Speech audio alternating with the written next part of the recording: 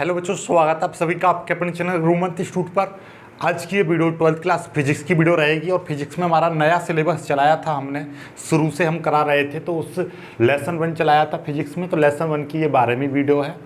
और मैं आपको बता दूं, जो बच्चे 2021 की बोर्ड परीक्षा में बैठने वाले हैं वो इससे रिवीजन कर लेंगे। जो 2022 वाले हैं उनके लिए ये नया सिलेबस चल रहा है। तो काफ़ी दिन से वीडियोज नहीं आ रही थी नई सिलेबस की, तो क्योंकि अभी 2021 वाली जो परीक्षाएं उनका फाइनल नहीं हुआ है कि परीक्षाएं कब होंगी कैसे होंगी, तो इसके चलते वीडियोज नहीं आ पा रही हैं रेगुलरली। लेकिन चिंता ना करो, 2-4 दिनों के बाद में यानी 1 तारीख के बाद में आपको रेगुलर वीडियो मिलेंगी। ओके, दूसरी बात ये कि कुछ बच्चे सोच रहे थे कि सर MCQ से पेपर होगा। बिल्कुल, देखो CBSE ने तो बोला है कि वो MCQ से पेपर लेंगे, लेकिन कल का एक बयान आया था, आपको पता ही होगा, वीडियो मैंने बनाई थी, जिसमें हमारे उप मुख्यमंत्री जी ये बोल रहे हैं कि हमने पेपर पहले से ही प्रिंट करा रखे हैं। तो मतलब क्या है कि ये वाली बात, MCQ वाली बात तो अभी लगी थी, लेकिन उन्होंने तो पेपर पहले ही प्रिंट करा रखे हैं, यानी कि कुछ पता नहीं है क्या हो सकता है, इसलिए सभी की तैयारी करते रहो। राइट, तो इस पर ज़्यादा समय नहीं लेंगे, सीधे सीधे आज के टॉपिक पर आते हैं। आज का टॉपिक है आपका गॉस की प्रमेय। गॉस की प्रमेय मैं आपको बता दे रहा हूँ, वेरी मोस्ट इंपॉर्टेंट है, चाहे 2021 में पेपर दो या 2022 में दो, क्योंकि ये लगातार आने वाला प्रश्न है। ठीक है, तो वेरी मोस्ट इंपॉर्टेंट, इसको कर लीजिएगा, वेरी मोस्ट इंपॉर्टेंट ये प्रश्न है। क्या आता है क्वेश्चन इस तरीके से आता है कि गॉस की प्रमेय लिखिए तथा इसको सिद्ध कीजिए। तो एक एक करके हम समझेंगे। राइट, चलिएगा। तो गॉस की प्रमेय पढ़ने से पहले आपको 2-3 चीज़ों का ज्ञान होना चाहिए कि भैया वैद्युत फ्लक्स क्या होता है। ठीक है, वैद्युत फ्लक्स, फिर आपका घनकोण, ये 2 चीज़ें तो आपको पता ही होनी चाहिए। ठीक है, जिसकी मैं पहले वीडियो बना चुका हूँ। तो 2000 यानी कि इस चैप्टर 1 की 11वीं वीडियो देखोगे तो वो उसमें वैद्युत फ्लक्स के बारे में पूरा डिस्कस किया है। कोण, घनकोण, एक बंद पृष्ठ के लिए कितना होता है, पूरा डिटेल्स में बात की है। तो इस पर मैं कोई ज़्यादा टिप्पणी नहीं करूँगा, ये आपको पहले से ही पता है। ओके, लेकिन हम बात करने जा रहे हैं गॉस की प्रमेय। पहले हम गॉस की प्रमेय का स्टेटमेंट जान लेते हैं, गॉस की प्रमेय क्या होती है। तो पहले मैं आपको समझाने का प्रयास करूं। जैसे कि हमने जाना था कि कोई, पहले तो मैं वैद्युत फ्लक्स की बात कर रहा हूं। ठीक है, वैद्युत फ्लक्स का फॉर्मूला था फाई बराबर E vector dot DA vector, ये था फॉर्मूला। या यहाँ पर आप लिख सकते हो फाई बराबर E vector dot A vector, ये था। और इसको आप आगे बढ़ाओगे तो फॉर्मूला क्या हो जाएगा, EA cos थीटा।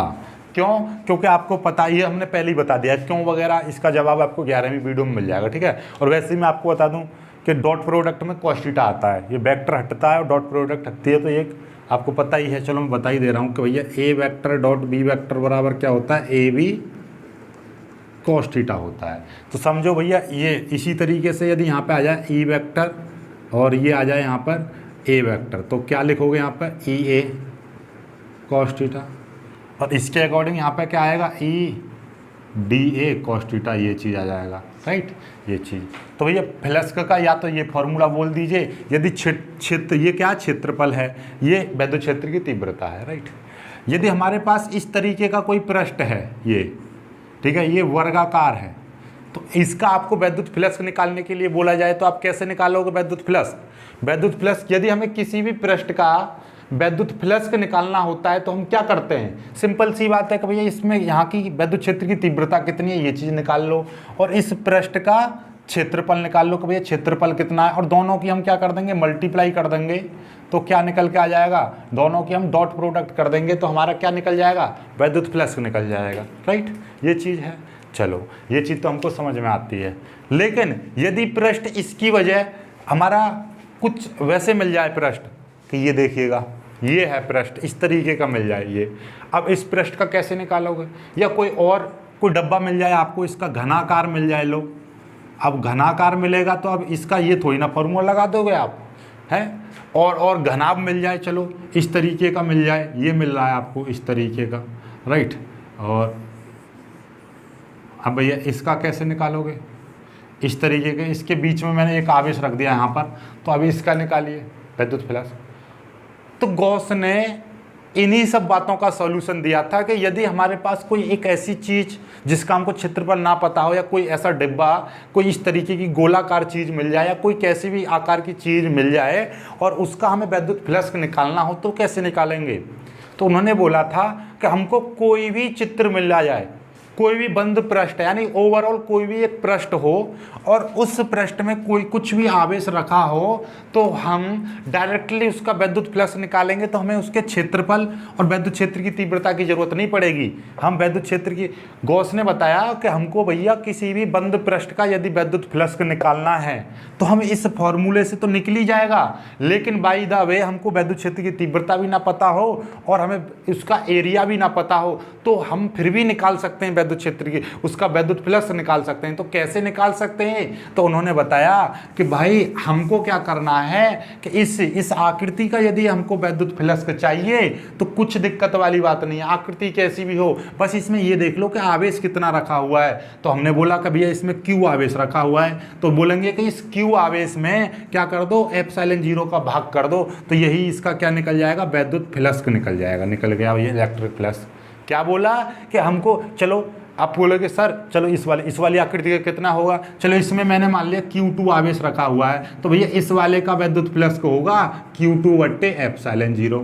तो आपके दिमाग की तो बत्ती चल गई कि यहाँ पे तो आपको वैद्युत क्षेत्र की तीव्रता निकालनी ही पहले, फिर क्षेत्रफल निकालना, फिर दोनों की मल्टीप्लाई करनी, तब जाके वैद्युत फ्लक्स निकल रहा है। और यहाँ पे तो क्या है, इन दोनों का कन्फ्यूजन दूर होगी ना, यहाँ का क्षेत्रफल कुछ और होगा, यहाँ पर क्षेत्रफल कुछ और होगा, इसकी वैद्युत क्षेत्र की तीव्रता कुछ और होगी, इसकी वैद्युत क्षेत्र की तीव्रता कुछ और होगी, लेकिन तुमको कुछ भी नहीं करना पड़ा। क्या है, किसी भी बंद पृष्ठ का आपको वैद्युत फ्लक्स चाहिए तो क्या करना पड़ेगा, सिंपल सा ये देख लो कि उस बंद पृष्ठ में आवेश कितना रखा हुआ है, तो उस आवेश को रखो, डायरेक्टली कितने का भाग कर दो, एप्सिलॉन 0। एप्सिलॉन 0 का मतलब कितना, 8.85 गुणा 10 की पावर -12 है, इतने का आपको भाग कर देना है। सपोज दैट कि मेरे पास में ये एक क्षेत्रफल है और इसमें मान लीजिए मेरे पास 50 कूलाम आवेश रखा हुआ है, कितना, 50 कूलाम आवेश रखा हुआ है Q बराबर, तो मुझे इसका वैद्युत फ्लक्स चाहिए, तो आप क्या करोगे, इस 50 में क्या कर दोगे, 8.85 गुणा 10 की पावर -12 का भाग कर दोगे, राइट। तो यही चीज़ है, इसका मतलब क्या कि भैया इस 50 में मैं क्या कर दे रहा हूँ, एप्सिलॉन 0 का भाग कर दे रहा हूँ, निकल जाएगा वैद्युत फ्लक्स। तो अब भाग करने का मतलब क्या है, इसको हम ऐसे ही तो बोल सकते हैं जैसे कि मेरे को वैद्युत फ्लक्स का है, वैद्युत फ्लक्स कैसे लिख रहा हूँ मैं, Q बट्टे एप्सिलॉन 0।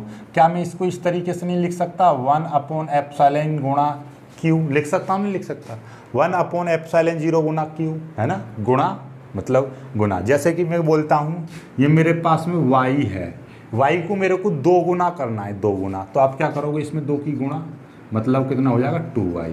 इस z है, z को मेरे को 3 गुना करना है, तो 3 गुना मतलब 3z, सिंपल सा है। और यदि मेरे को इस y को 1/5 गुना करना है, 1/5 गुना, तो भाई क्या करोगे आप, इस y में गुणा कितने की करोगे, 1/5 की करोगे तो कितना हो जाएगा, y/5 हो जाएगा।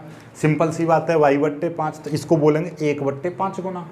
भाई 1/5 गुने का मतलब क्या है, जैसे y को 2 गुना करना है तो 2 की मल्टीप्लाई करी, तो यहाँ पे 1/5 गुना करना है तो 1/5 की मल्टीप्लाई करोगे, ओके। तो इसीलिए हम इसको क्या बोलेंगे, इसका नाम है एप्सिलॉन 0, तो हम इसको बोलेंगे इस आवेश का 1/एप्सिलॉन 0 गुना, राइट। तो अब हम इस प्रमेय के स्टेटमेंट पर आते हैं, ये प्रमेय कहती क्या है। अब इसको लिखना कैसे है आपको बोर्ड में, तो इसका लिखोगे, किसी भी बंद पृष्ठ, चाहे ये है या ये है, ये है, कोई भी बंद पृष्ठ हो, ठीक, तो किसी भी बंद पृष्ठ का वैद्युत फ्लक्स उस पृष्ठ द्वारा घेरे गए कुल आवेश का, उस पृष्ठ द्वारा घेरे गए कुल आवेश का 1/एप्सिलॉन 0 गुना होता है। यही गॉस की प्रमेय कहलाती है। तो गॉस की प्रमेय क्या कहती है, किसी भी बंद पृष्ठ द्वारा, अब सपोज दैट कि भाई यहाँ पर आवेश 50 कूलाम है और यहाँ पर आवेश मान लीजिए कि यहाँ पर रखा होता 100 कूलाम रखा होता, तो आप क्या बोलोगे, इस पृष्ठ का हमको आवेश निकालना है, तो सिंपल सी बात है, इस 100 कूलाम में 1/एप्सिलॉन 0 की गुणा करेंगे, यानी इस 100 आवेश को इतना कर देंगे। और यदि इसमें मान लीजिए कि 575 कूलाम आवेश रखा हुआ है, तो इस 575 में गुणा करेंगे 1/एप्सिलॉन 0 की, तो ये इसका फ्लक्स निकल जाएगा। तो किसी भी बंद पृष्ठ का कुल वैद्युत फ्लक्स उस पृष्ठ द्वारा घेरे गए कुल आवेश का 1/एप्सिलॉन 0 गुना होता है, 1/एप्सिलॉन 0 गुना होता है। यही आपकी गॉस की प्रमेय कहलाती है, राइट। तो इसको मैं एक बार लिख दे रहा हूँ, इस सब को मिटा दे रहा हूँ, राइट।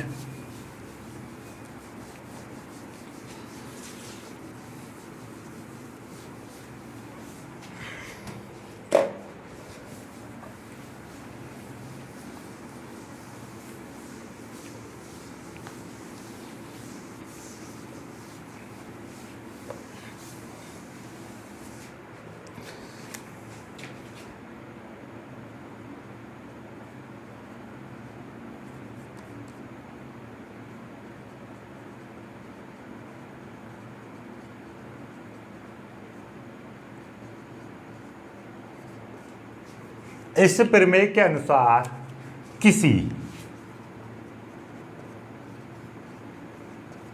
बंद पृष्ठ का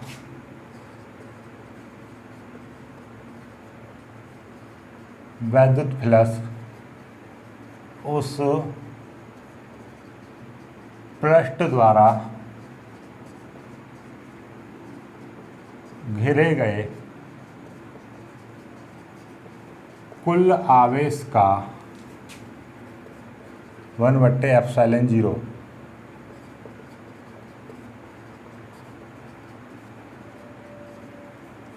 गुना होता है। राइट, तो ये है आपकी प्रमेय। तो इसको अर्थात करके लिख देंगे, अर्थात फाई ई बराबर 1/ε0 गुणा क्यू। ये बन गई आपकी कि किसी भी बंद पृष्ठ का वैद्युत फ्लक्स, किसी भी बंद पृष्ठ का वैद्युत फ्लक्स उस पृष्ठ द्वारा घेरे गए कुल आवेश क्यू का 1/ε0 गुना होता है। सिंपल सा, ठीक है। चलिएगा, तो ये आपका प्रमेय हो गई। अब इसका हम सिद्ध करेंगे, इसको हम प्रूव करेंगे कि भाई वास्तव में यही चीज़ होती है या नहीं होती है। राइट, तो उसके लिए हम क्या मानेंगे, एक छोटा सा चित्र बनाएंगे, डायग्राम बनाएंगे, इसको प्रूव करेंगे। प्रूव कैसे करेंगे भाई, कि माना हमारे पास में ये कोई हमारे पास में एक पृष्ठ है S, यही थ्योरी लिखवाऊंगा। ये एक पृष्ठ है, ये एक पृष्ठ है S। राइट, ये पृष्ठ है S, इसका एक बिंदु O है और यहाँ पर हमारा क्या है, एक प्लस Q कूलम आवेश रखा है, एक बिंदु आवेश। माना एक पृष्ठ S है जिसके किसी बिंदु O पर प्लस Q कूलम आवेश रखा है, या एक माना हमारे पास एक पृष्ठ S है जिसके भीतर किसी बिंदु पर प्लस Q कूलम आवेश रखा है। ये गोलीय पृष्ठ है, तो इसको गोलीय पृष्ठ और बोल देना तो ज़्यादा बेटर रहेगा, क्योंकि ये गोलाकार मान लिया मैंने, गोलीय पृष्ठ है। राइट, गोलीय जैसे बॉल होती है फुटबॉल, उस तरीके का गोलीय पृष्ठ के भीतर माना हमारे पास एक गोलीय पृष्ठ S है जिसके भीतर किसी बिंदु पर प्लस Q कूलम बिंदु आवेश रखा है।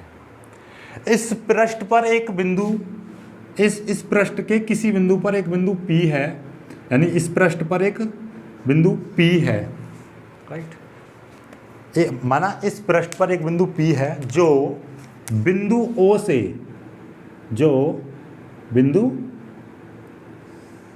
से R दूरी पर है, जो बिंदु O से R दूरी पर है। माना इस बिंदु P पर एक सूक्ष्म क्षेत्रफल, इस तरीके से माना इस बिंदु P पर एक सूक्ष्म क्षेत्रफल dA वेक्टर है। माना इस बिंदु P पर एक सूक्ष्म क्षेत्रफल, तो ये क्या है आपका dA वेक्टर। राइट, माना इस बिंदु P पर एक सूक्ष्म क्षेत्रफल है, ये छोटा सा क्षेत्रफल dA है, dA वेक्टर है। ओके, राइट, और हम इस तरीके से इसको मान लेंगे कि भैया ये यहाँ से ये क्षेत्रफल, तो भैया ये R है, इसको R में इस तरीके से लिख दे रहा हूँ। और तो भैया कोई पृष्ठ होता है गोलीय पृष्ठ, तो आपको पता ही होगा गोलीय पृष्ठ यहाँ पर एक कोण बनाएगा इस तरीके से, जिसको हम बोलेंगे डी ओमेगा, यानी घन कोण बोलेंगे। ये हो जाएगा आपका यहाँ पर डी ओमेगा, ये घन कोण। राइट, चलिएगा, और यहाँ पर हमने मान लिया कि भैया इस पृष्ठ की जो क्षेत्रफल है, तो इस डी ए की वेक्टर की दिशा इधर की ओर है, और भैया यहाँ पर हम वैद्युत क्षेत्र निकालेंगे तो उस वैद्युत क्षेत्र की दिशा इधर की ओर होगी। ठीक है, वैद्युत क्षेत्र की भी दिशा। राइट, चलिएगा, तो अब हम मानेंगे, अब आपको मैं 2-3 चीज़ बता रहा हूँ। ये चित्र कंप्लीट हो गया, इसकी थ्योरी क्या लिखेंगे, थ्योरी में आपको पूरा लिख दे रहा हूँ ताकि आपको समझ में आ जाए पूरा। ठीक है, क्या लिखेंगे थ्योरी, माना हमारे पास एक, ऐसे लिख दो, गॉसियन पृष्ठ S है। अभी आप बोलोगे कि ये गोलीय से गॉसियन क्यों लिख दिया है, गॉसियन का ही मतलब बताऊंगा। एक ऐसा पृष्ठ जिस पर हम गॉस की प्रमेय अप्लाई करते हैं, हम उसको गॉसियन पृष्ठ बोलते हैं। राइट, ऐसा बोल दीजिए आप। या एक ऐसा बंद एक ऐसा काल्पनिक बंद पृष्ठ जिसके प्रत्येक बिंदु पर विद्युत क्षेत्र की तीव्रता बराबर होती है या समान होती है, उसको हम गॉसियन पृष्ठ बोलते हैं। तो गॉसियन पृष्ठ का मतलब क्या होता है? गॉसियन पृष्ठ, तो ये चीज आप लिख लेना साइड में। गॉसियन पृष्ठ का मतलब कि एक ऐसा पृष्ठ जिस पर हम गॉस की प्रमेय अप्लाई करते हैं, गॉस की प्रमेय प्रयोग करते हैं, राइट। तो एक ऐसा बंद काल्पनिक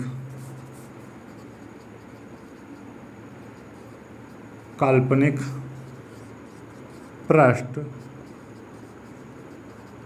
जिस पर गॉस की प्रमेय अप्लाई की जाती है, गॉस की प्रमेय अप्लाई की जाती है, क्या कहलाता है? गॉसियन पृष्ठ कहलाता है। या आप ऐसे कह सकते हो एक ऐसा काल्पनिक पृष्ठ, या एक ऐसा काल्पनिक पृष्ठ, एक ऐसा बंद काल्पनिक पृष्ठ, एक ऐसा, अरे यार मैंने पूरा का पूरा काट दिया, एक ऐसा बंद काल्पनिक पृष्ठ जिसके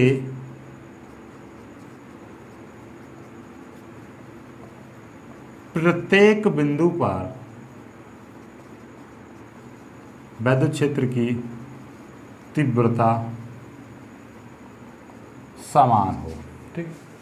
तो हमने ये जो बंद पृष्ठ माना है, यानी है तो ये गोलीय पृष्ठ ही, लेकिन ये अपने आप में क्या होगा? एक गॉसियन पृष्ठ होगा, जहां पर हम गॉस की प्रमेय लगा सकें, जहां पर विद्युत क्षेत्र, यानी एक बंद पृष्ठ है ये पूरा, और यहाँ इसके प्रत्येक बिंदु पर विद्युत क्षेत्र की तीव्रता समान है, तो हम इसको गॉसियन पृष्ठ बोल सकते हैं।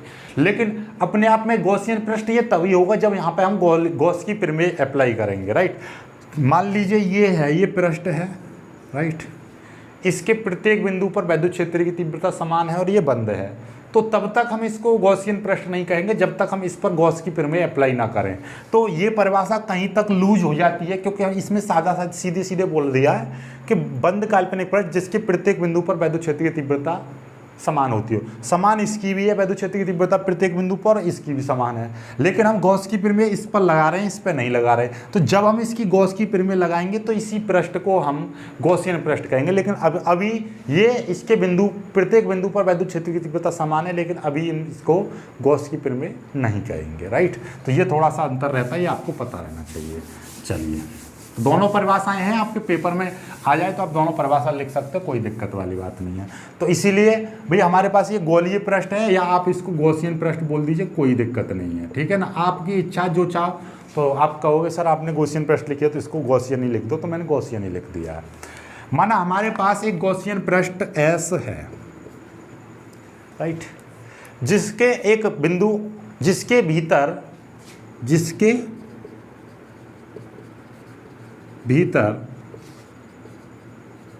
किसी बिंदु O पर एक प्लस Q कूलाम बिंदु आवेश रखा है। इसके भीतर किसी बिंदु O पर एक प्लस Q कूलाम बिंदु आवेश रखा है। इस पृष्ठ पर एक बिंदु P है, इस पृष्ठ S पर एक बिंदु P है जो बिंदु O से R दूरी पर है, जो बिंदु O से R दूरी पर है, या दूरी R पर है, कोई दिक्कत वाली बात नहीं, R दूरी पर है, ठीक है भाई। ये जो बिंदु P है इस बिंदु O से R दूरी पर है, ओके। माना यहाँ से इतना ही लिख दे रहा हूँ, चलिए यहाँ के बाद में मैं यहाँ पे लिख रहा हूँ। माना बिंदु P पर एक सूक्ष्म क्षेत्रफल dA वेक्टर है। माना बिंदु पी पर एक सूक्ष्म क्षेत्रफल डी ए वेक्टर है, राइट। चलिए तब हम बात करेंगे, तब राइट, तब इस बिंदु प्लस क्यू के कारण इस बिंदु पी पर विद्युत क्षेत्र की तीव्रता, तब प्लस क्यू कूलाम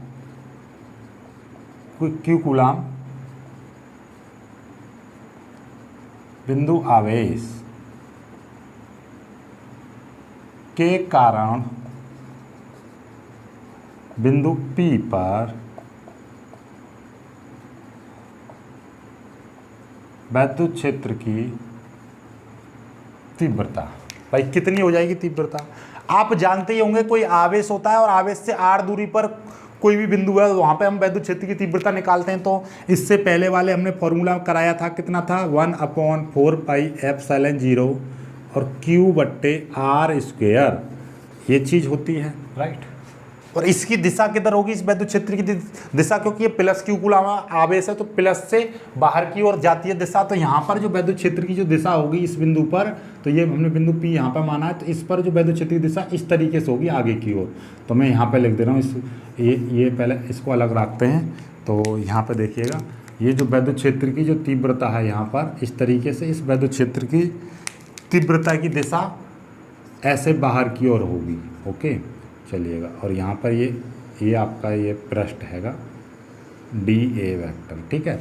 चलिए, राइट, चलो यहाँ तक समझ में आया आपको, ठीक है। चलो यहाँ तक तो कोई परेशानी नहीं है। यहाँ के बाद में आपका स्टार्ट होगा आगे की चीज़ें। तो पहले यहाँ तक स्क्रीनशॉट ले लीजिएगा, क्योंकि मैं ये पूरी थ्योरी मिटा के फिर यहाँ से स्टार्ट कर दूंगा इसको, राइट। जल्दी से पहले स्क्रीनशॉट ले लीजिए यहाँ से, क्योंकि ये पूरा एक ही बार में समझ आएगा। बस थ्योरी को मिटाऊंगा, इस चीज़ को नहीं मिटाऊंगा, राइट। चलिए,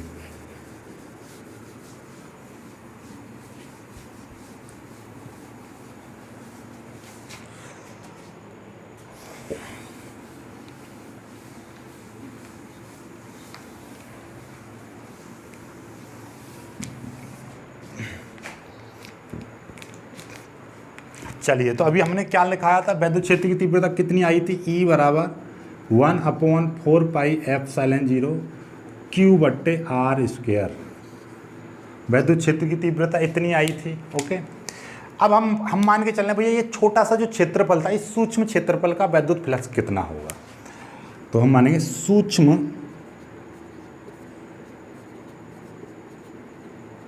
क्षेत्रफल डी ए वेक्टर का विद्युत फ्लक्स। भाई ये सूक्ष्म क्षेत्रफल है, तो भैया सूक्ष्म क्षेत्रफल का छोटा सा फ्लक्स आएगा, तो हम इसको छोटा सा ही, तो डी का मतलब क्या है, ये फ्लक्स वैसे फाई होता है, फाई हो या फाई ई लिख दीजिए, फाई ई का मतलब इलेक्ट्रिक फ्लक्स, राइट, कोई दिक्कत नहीं है। अब जरा एक चीज़ सोचो, इसमें यदि डी लग जाए तो मतलब क्या है, सूक्ष्म। तो अब हमारे पास एक ये क्षेत्रफल है और एक छोटा सा क्षेत्रफल है, इसका जो फ्लक्स होगा, सिंपल सी बात है, एक छोटी सी चुम्बक है उसका चुंबकीय क्षेत्र कम होगा, एक बड़ी चुम्बक है उसका चुंबकीय क्षेत्र ज़्यादा होगा। ऐसे ही ये अपने आप में ये क्या बड़ा क्षेत्रफल है तो इसका एरिया भी बड़ा होगा, तो इसका फ्लक्स भी ज़्यादा होगा, ये बड़ा होगा। ये एरिया बहुत छोटा है तो इसका फ्लक्स भी कम होगा, तो इस कम जो फ्लक्स वैसे ये फाई होता है तो इसको हम फाई से ही प्रदर्शित करेंगे, क्योंकि ये पूरे एरिया का है। अब इस एरिया का ही मैं छोटा सा भाग ले लूँगा, ये जैसे कि ये, तो इसका जो फ्लक्स होगा फिर उसको मैं डी फाई से प्रदर्शित करूँगा। तो इसका मतलब क्या है कि ये बड़े फ्लक्स का एक छोटा सा भाग है ये। तो ऐसे ये पूरे बड़ा एरिया तो ये है, लेकिन इसका छोटा सा एरिया दे रखा है, तो इसलिए मैं डी फाई का प्रदर्शित किया। तो इसका जो विद्युत फ्लक्स कितना हो जाएगा, E vector dot D A vector. बताया था कि भैया फ्लक्स का formula E vector dot A vector होता है, या आप फ्लक्स बराबर E vector dot D A vector लिख सकते हो, ओके। चलिए, यहाँ तक कोई दिक्कत वाली बात नहीं है। यहाँ के बाद में ये अपने आप में एक फॉर्मूला होता है, तो ई बी ए कॉस थीटा लिख दोगे, राइट। अब ई की वैल्यू आपके पास ऊपर है तो इसको लिख दीजिए। ई की वैल्यू कितनी है आपके पास, डी फाई बराबर ई की वैल्यू है 1/4πε0 Q/r², ये है। इस ई की वैल्यू कितनी है, ये पूरी, ठीक है। D A cos theta, D A cos theta. देखिए आपको मैं बताना चाह रहा हूँ, ये जो वैल्यू थी ई की थी ये पूरी, तो ये यहाँ पर जो ई है ये पूरी की पूरी वैल्यू ई की आ गई है। डी ए कॉस थीटा ये वाली जो वैल्यू है ये यहाँ पर आ गई, ठीक है, डी ए कॉस थीटा। अब मैं क्या कर रहा हूँ, इसको इस तरीके से लिख रहा हूँ, डी फाई बराबर 1/4 पाई एप्सिलॉन 0 और क्यू इंटू, इसको मैं एक साथ लिख दे रहा हूँ, डी ए कॉस थीटा बट्टे आर स्क्वायर। अब इसको मैंने ब्रैकेट में लिख दिया, मतलब क्या किया, इस ब्रैकेट से मैंने 1/4 पाई एप्सिलॉन 0 को बाहर निकाल दिया, इस क्यू को बाहर निकाल दिया, तो 1/r स्क्वायर बचेगा, डी ए को अंदर कर दिया तो डी ए कॉस थीटा बट्टे आर स्क्वायर, मतलब ये चीज़ बाहर निकल जाएगी तो आर स्क्वायर बचेगा जो कि नीचे आ जाएगा, इस डी ए कॉस थीटा के नीचे ये आर स्क्वायर आ गया। ये क्यों किया है, तो यहाँ पे लिखेंगे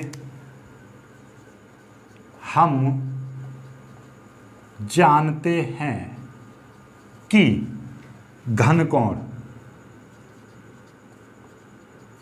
क्या जानते हो, घन कोण, यहाँ पे लिख दो, हम जानते हैं कि घन कोण डी ओमेगा बराबर डी ए कॉस थीटा बट्टे आर स्क्वायर। ये घन कोण की परिभाषा, घन कोण की परिभाषा से ये घन कोण का फॉर्मूला होता है कि ओमेगा बराबर ए बट्टे आर स्क्वायर, या हम डी ओमेगा बराबर डी ए बट्टे आर स्क्वायर, और ये सदिश रूप में लेते हैं तो यहाँ पर हम कॉस थीटा लगा सकते हैं, यहाँ पर भी कॉस थीटा लगा सकते हैं, कोई दिक्कत वाली बात नहीं है। थीटा ना हो तो ए से काम चल जाएगा, लेकिन जब थीटा है तो ये, तो थीटा क्या है ये, ठीक है, ये जो ए जो है इस एरिया कितना है, ठीक है, वो चीज़ लिया जाएगा। क्लियर है, चलो तो ये आ जाएगा। तो भाई सिंपल सा लॉजिक है, ये चीज़ आ गई, यहाँ पर तो कोई परेशानी नहीं है। अब बोलेंगे यहाँ पर थीटा क्या है, ये ई वेक्टर और डी ए वेक्टर के बीच का कोण है। यहाँ पे लिखना चाहो तो आप लिख सकते हो कि थीटा ई वेक्टर व डी ए वेक्टर के बीच का कोण, यहाँ पर थीटा बराबर, ये थीटा क्या है, यहाँ पे ये जो थीटा है, यानी कि यहाँ पे आपको ये मैंने बताया था ना, ये डी, यहाँ पे ये पूरा क्षेत्रफल है ये, तो इस क्षेत्रफल की कुछ ना कुछ दिशा होगी, तो ये डी ए वेक्टर मान लिया मैंने, ठीक है। तो ये जो दिशा है ये डी ए वेक्टर की, तो हो सकता है कि ये दोनों एक ही दिशा में हो और हो सकता है कि ये अलग अलग दिशा में हो सकता है कि क्षेत्रफल थोड़ा सा टेढ़ा इधर की ओर जा रहा हो, लेकिन वास्तव में क्या होता है कि ये दोनों ही एक ही दिशा में होते हैं, तो मतलब इनके बीच में कोण 0 अंश होता है। 0 अंश हो जाएगा तो मतलब क्या है कि cos 0 का मान कितना होता है, 1 होता है, cos 0 का मान 1। तो इसलिए यहाँ पर cos थीटा को लगाओ या मत लगाओ, लेकिन मैं बता रहा हूँ कि यदि कोई एग्जामिनर आपसे पूछने लगे कोई यहाँ पर यदि कोण होता तो आप कह दो सर कोण होता तो cos थीटा लगा देते, कोई दिक्कत वाली बात नहीं है। घन कोण का मान ये आ जाता तो ये फिर से वही चीज़ बनेगी, डी फाई बराबर 1/4 पाई एप्सिलॉन 0 क्यू इंटू, ये इस पूरे की वैल्यू क्या आ जाएगी, डी ओमेगा आ जाएगी। तो ये निकल आया आपका, राइट। और आप एक ये भी चीज़ जानते हो कि एक संपूर्ण पृष्ठ के लिए जो कोण होता है, संपूर्ण पृष्ठ के लिए घन कोण का मान कितना होता है, 4 पाई होता है, तो वही चीज़ यहाँ पे लिखेंगे। तो भाई संपूर्ण पृष्ठ के लिए,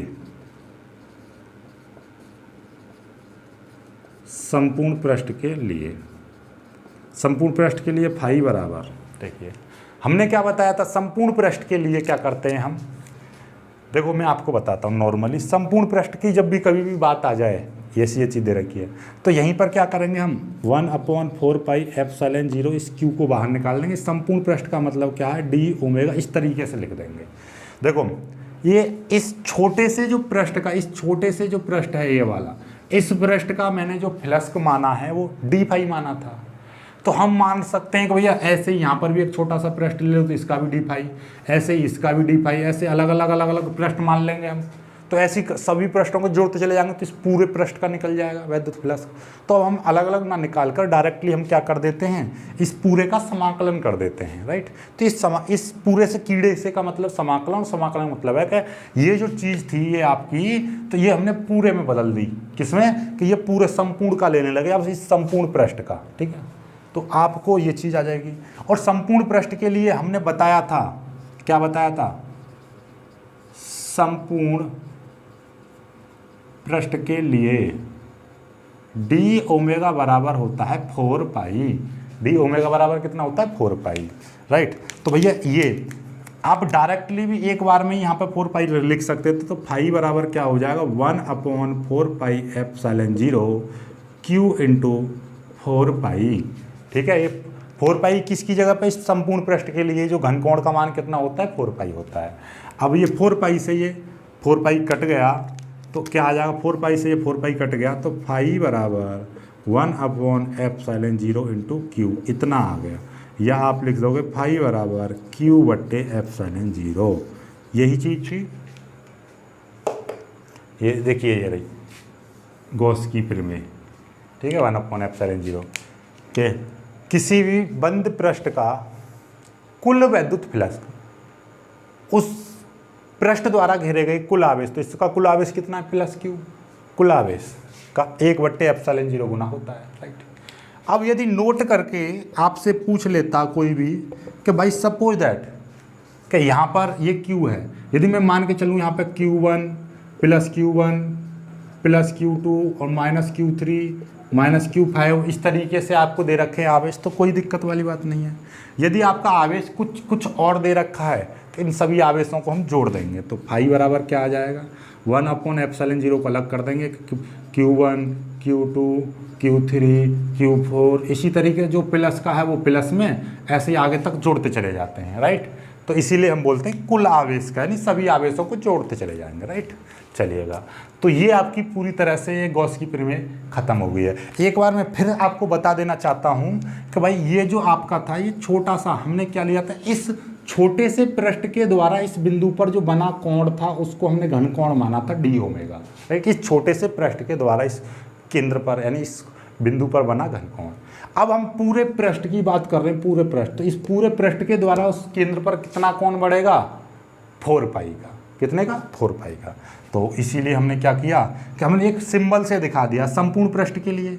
तो भैया ये छोटे से पृष्ठ का जो फ्लक्स था वो d फाई था, तो इसको ही हमने बदल दिया संपूर्ण पृष्ठ के लिए फाई में बदल दिया। राइट, तो सिंपल सी बात है, तो इस d ओमेगा को भी कुछ ना कुछ बदलना पड़ेगा, तो या तो d ओमेगा की जगह पर डायरेक्ट ही 4 पाई लिख देते, या फिर पहले मैंने क्या किया है, ये ऐसे बदला है। राइट, इसका मतलब ये है कि यदि कोई चीज़ हमारे पास इतनी बड़ी है और इसका मैं छोटा सा क्षेत्रफल ले रहा हूँ, ये dA है, तो अब मैं संपूर्ण का निकालूंगा तो a बराबर ले दूँ, a बराबर dA।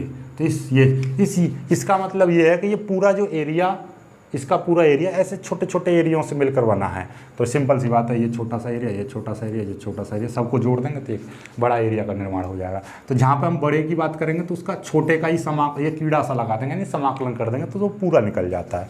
तो इसका मुझे ये पूरा निकालना था, यानी कि हमें क्या करना था, इस छोटे से के कारण तो बना हुआ ये कोण d ओमेगा, इस पूरे के कारण जो कोण होगा वो d होगा। राइट, चलिएगा, तो आज की वीडियो में आई होप क्या सब कुछ समझ में आ गया होगा आपको। राइट, तो सब कुछ समझ में आ गया तो वीडियो को लाइक करना, और साथ में एक नीचे चैनल की लिंक दे रखी है, उस चैनल को भी सब्सक्राइब कर लेना। नया चैनल है, उसको सपोर्ट करो, आपके प्यार और सपोर्ट की बहुत ज़्यादा ज़रूरत है उस चैनल को, तो जाकर सब्सक्राइब जरूर करना।